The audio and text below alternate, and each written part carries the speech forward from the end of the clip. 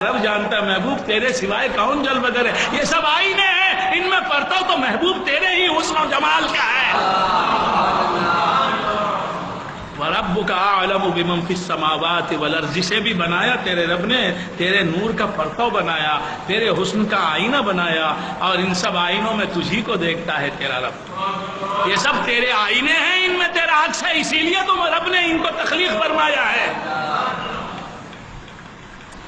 وَرَبُّكَ أَعْلَمُ بِمَنْ فِي السَّمَاوَاتِ وَالْأَرْضِ. اور پھر تیرا رب زیادہ جانتا ہے، اس سے بھی زیادہ، اس سے بھی اونچی حقیقت کیا ہے؟ جس میں تیرا نور چمک رہا ہے محبوب، تو اس میں تیرا نور کہاں حقیقت میں چمک رہا ہے؟ مَن رَآنِی فَقَدْ رَأَى الْحَقَّ. جس نے تجھے دیکھا، جس نے تجھے دیکھا اس نے حق کو دیکھا. تو تیرا جلوہ حقیقت میں حق کا جلوہ ہے. وَرَبُّكَ أَعْلَمُ بِمَنْ فِي السَّمَاوَاتِ وَالْأَرْضِ. آسمانوں اور زمین میں کون جلوہ گر ہے؟ تیرا رب زیادہ جانتا ہے. وَرَبُّكَ أَعْلَمُ بِمَنْ فِي السَّمَاوَاتِ وَالْأَرْضِ.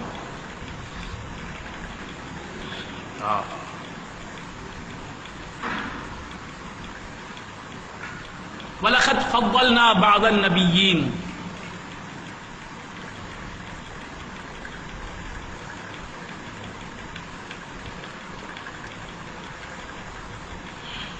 اب آپ ایک سوال کریں گے کہ اس حقیقت سے جو واقف ہو گیا اس سے زیادہ رب جاننے والا کیسا ہوا؟ کہ حقیقت میں آسمانوں اور زمین میں جو ذی روح مخلوق ہے، جو ذی عقل مخلوق ہے، وہ حضور انور کا نور ہے، اور وہ خدا وحدہ کی وحدت، جسے وحدت الوجود کہتے ہیں، اس کا وجود ہے. یہ حقیقت جسے معلوم ہو گئی، رب اس سے زیادہ عالم کیسے؟ یہ علم رب کا بھی ہے،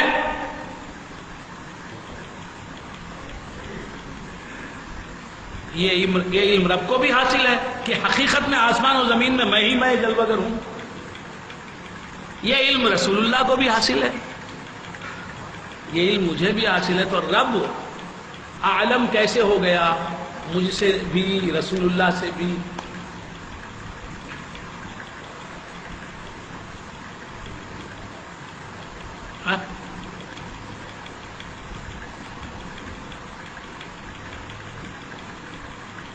غیر اللہ کا علم جو ہے وہ مجازی علم ہے، بالغیر علم ہے، اور اللہ کا علم جو ہے بالذات ہے، حقیقی ہے. اس حقیقت کو جاننے کا انتساب اللہ کی طرف حقیقی ہے. رسول اللہ اور رسول اللہ کے نور سے پیدا ہونے والی کسی ذات سے اس حقیقت کو جاننے کا انتساب مجازی ہے. تو مجازی سے حقیقت، مجازی علم رکھنے والے سے حقیقی علم رکھنے والا عالم کہلائے گا. ربک اعلم بمن فی السماوات والارض ولقد فضلنا بعض النبیین علی بعض وآتینا داؤد زبورا. البتہ اللہ فرماتا ہے اے محبوب تیرا رب جانتا ہے، پیارے حبیب تمہارا رب جانتا ہے، زیادہ جانتا ہے کہ آسمانوں اور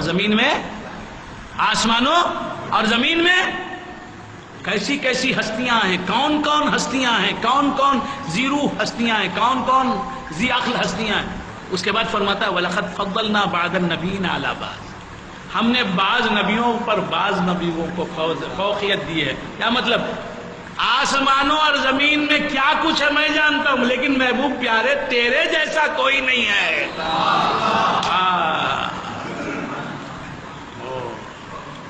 وَرَبُّكَ عَالَمُ آفاق گردیدام مہرے بتاں ورزیدام بسیار خوباں دیدام لیکن تو چیزیں دیگری.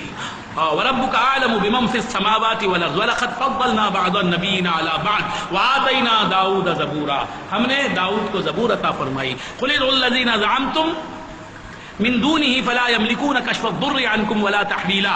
اے محبوب تم فرماؤ کہ ان لوگوں کو بلاؤ جن کو تم نے معبود سمجھ لیا، جن کو تم خدا مانتے ہو، من دونہ اللہ کے سوائے، جن کو تم معبود سمجھتے ہو. فلا یملکون کشف الضر عنکم، تم پکارو اپنے معبودان باطلا کو، تم پکارو اپنے جھوٹے خداؤں کو، تم پکارو اپنے دیوتاؤں کو، دیویوں کو، مدد کے لیے پکارو. فلا یملکون کشف الضر عنکم، وہ تم سے تمہارے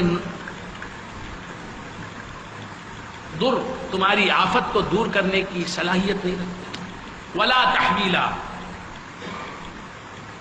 تمہاری حالت کو بدلنے کی وہ صلاحیت نہیں رکھتے. اولئک الذین یدعون یبتغون الی ربہم الوسیلۃ،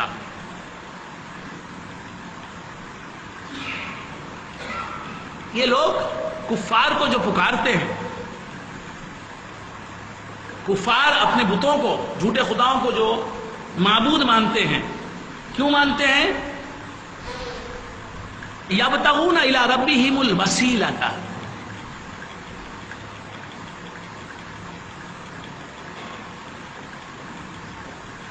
کیا آیت فرمائی؟ بہت غور سے سنیں. اولئک الذین یدعون، کفار اور مشرکین میں کچھ ایسے مشرکین اور کفار بھی ہیں جو اللہ کے محبوب بندوں کو اللہ کا شریک مانتے ہیں، یعنی اللہ کے محبوب بندوں کو بھی معبود مانتے ہیں اور ان کو پوجتے ہیں، ان کی پوجا کرتے ہیں اور اپنی مصیبتوں میں انہیں پکارتے ہیں مدد کے لیے. جیسے حضرت عیسیٰ علیہ السلام ہیں، وہ تو اللہ کے محبوب بندے ہیں، مقبول بندے ہیں، پیغمبر ہیں، نبی ہیں، رسول ہیں، اولو العزم رسول ہیں، صاحب کتاب ہیں، صاحب شریعت جدیدہ ہیں. ان کی بزرگی کا کیا ٹھکانہ؟ وہ تو اللہ کے محبوب ہیں، اللہ کی رحمتیں ان پر برس رہی ہیں، دن رات برس رہی ہیں. اب بعض جاہلوں نے جو عیسائی کہلاتے ہیں ان کو خدا مان لیا. ان کے ماننے سے عیسیٰ علیہ السلام کا کوئی تعلق نہیں. عیسیٰ علیہ السلام نے ان سے نہیں کہا تھا کہ مجھے رب مانو.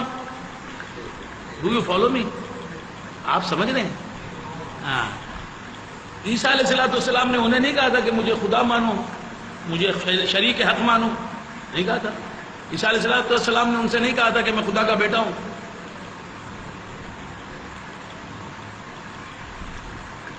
تو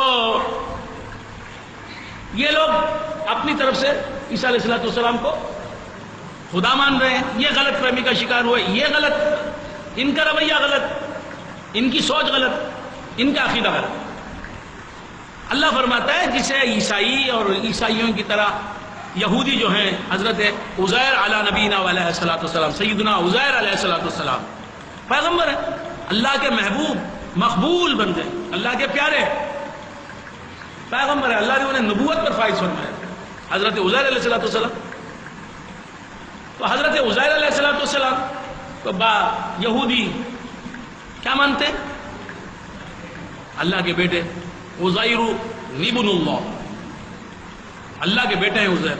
تو کیا وہ اللہ کے بیٹے ہیں؟ کیا حضرت عزیر نے ان سے کہا تھا کہ میں اللہ کا بیٹا ہوں؟ معاذ اللہ معاذ اللہ. وہ اگر کہتے بفرض محال تو وہ پیغمبر ہی کیسے رہتے؟ اور پیغمبر کس طرح شرک کہہ سکتا ہے، شرک کی دعوت دے سکتا ہے؟ تو حضرت عزیر تو ان کے شرک سے بری ہیں. انہوں نے اپنی طرف سے درجہ دے دیا ان کو خدا کا، خدا کے بیٹے کا، یعنی خدا کا بیٹا اگر ہوتا تو وہ خدا ہوتا. آپ سمجھ رہے ہیں؟ تو کیا عرض کر رہا تھا؟ حضرت عزیر کو کسی نے خدا کا بیٹا مان لیا، خدا مان لیا. عیسیٰ کو کسی نے خدا کا بیٹا مان لیا، خدا مان لیا اور پکار رہا ہے انہیں مدد کے لیے. ایسے ہی بہت سے لوگ بعض شخصیتوں کو، انسانی شخصیتوں کو، بعض انسانی کیریکٹرز کو بعض لوگوں نے کیا مان لیا؟ خدا مان لیا. لیکن عیسیٰ علیہ السلام اور عزیر علیہ السلام تو اچھے بندے ہیں اللہ کے، وہ تو اللہ کے پیارے بندے ہیں. اسی طرح کسی نے کسی پیر کو اپنا خدا مان لیا، کسی نالائق مرید نے اگر مان لیا کسی گدھے نے اپنے پیر کو خدا مان لیا تو وہ فرتوت و نالائق و گدھا، وہ شیطان جہنم میں جانے کا حقدار ہے۔ پیر کا کیا قصور ہے؟ بہت سے جاہل لوگ اپنے پیر کو خدا مان لیتے۔ ایک نالائق تھا، ایک نالائق شاعر تھا، اس نے کہا میرا دل یہ کہہ رہا ہے، کیا بولا؟ استغفر اللہ استغفر اللہ۔ فرتوت گدھا کیا کہتا ہے؟ میرا دل یہ کہہ رہا ہے میرا پیر ہی خدا ہے۔ استغفر اللہ استغفر اللہ استغفر اللہ۔ گدھے پن کی بات نہیں ہے، مشرکانہ قول ہے یہ، کفریہ قول ہے یہ۔ وہ کون شاعر ہے وہ بھی مجھے معلوم ہے، لیکن میں بولنا نہیں چاہتا۔ میرا دل یہ کہہ رہا ہے میرا پیر ہی خدا ہے۔ پیر بندہ ہے، خدا خدا ہے۔ پیر کی ذات پیر کی ذات ہے، خدا کی ذات خدا کی ذات ہے۔ شیخ اکبر پیروں کے پیر، پیر دستگیر حضور غوث الثقلین رضی اللہ تعالی عنہ کی معنوی اولاد شیخ اکبر محی الدین ابن عربی کیا فرماتے ہیں؟ الرب رب وان تنزل والعبد عبد وان ترقى۔ رب کتنی بھی ترقی کرے، عبد کتنی بھی ترقی کرے، قاب قوسین میں بھی پہنچ جائے وہاں جا کے بھی وہ عبد ہی رہتا ہے، سرحد عبودیت سے قدم باہر نہیں نکالتا۔ دنا فتدلى فكان قاب قوسين او ادنى فاوحى الى عبده۔ جناب محمد مصطفیٰ صلی اللہ علیہ وسلم قاب قوسین کی منزل میں پہنچ گئے، اللہ کے قرب کی آخری منزل کو پہنچ گئے۔ پہنچنے کے بعد اللہ فرماتا ہے وہاں جا کر بھی محمد میرا بندہ ہی رہا صلی اللہ تعالی علیہ وآلہ وسلم۔ تو تمہارا پیر، تمہارا دادا پیر، تمہارا پردادا پیر، ارے پیرانے پیر، یہ سب بندے ہیں خدا کے۔ ازل سے ابد تک بندہ بندہ ہی رہے گا، ازل سے ابد تک خدا خدا ہی رہے گا۔ فرب رب وان تنزل وعبد عبد وان ترقى۔ نہ پاؤں پھیلائے حد سے کوئی کہ بندہ بندہ خدا خدا ہے۔ حقیقت عبد کبھی حقیقت رب نہیں بن سکتی، ماہیت رب کبھی ماہیت عبد نہیں بن سکتی، ذات بندہ کبھی ذات الہ نہیں بن سکتی، نہیں بن سکتی۔ اللہ کی عزت کی قسم، محمد رسول اللہ کے لائے ہوئے دین متین کی قسم، دین حنیف کی قسم، جو کہتا ہے کہ پیر کی ذات خدا کی ذات ہے وہ کافر ہے، مشرک ہے، جہنمی ہے۔ اسی عقیدے پر اللہ ہم سب کو موت عطا فرمائے، اسی عقیدے پر مرنے والا جنتی ہے۔ انخلاف حقیقت کبھی ممکن نہیں، حقیقت بندہ حقیقت خدا میں تبدیل نہیں ہو سکتا۔ صوفیہ کا اٹل فیصلہ ہے، ہاں صوفیہ کا یاد رکھ قاعدہ کلیہ، صوفیہ کا یاد رکھ قاعدہ کلیہ، خلق نہ ہو جائے حق عبد نہ ہو جائے رب، خلق نہ ہو جائے حق عبد نہ ہو جائے رب۔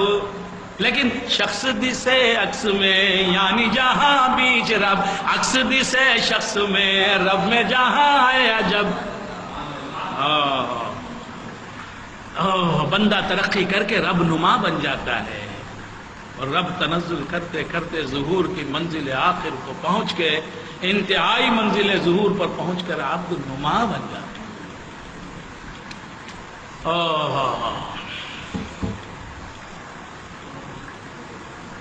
میں بندہ حق کا ہوں لیکن خدا نما بندہ، خدا ہے بندہ نما، لا الہ الا اللہ۔